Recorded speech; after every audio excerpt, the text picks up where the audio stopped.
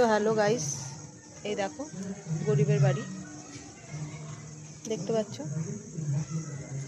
তো গরিবের বাড়িতে উঠোনে একটা ফল হয়েছে, মানে একটা বলবো না, অনেকগুলো হয়েছিল।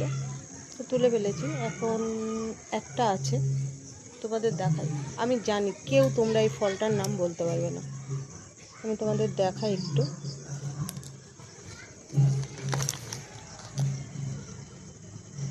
দেখো গাইস, তো দেখো পুঁই শাক হয়েছে, এখানে হয়েছে লঙ্কা গাছ, আর গরিবের টব দেখো, ঠিক আছে, টবের মধ্যে আমি লঙ্কা গাছ চারা বুনেছি।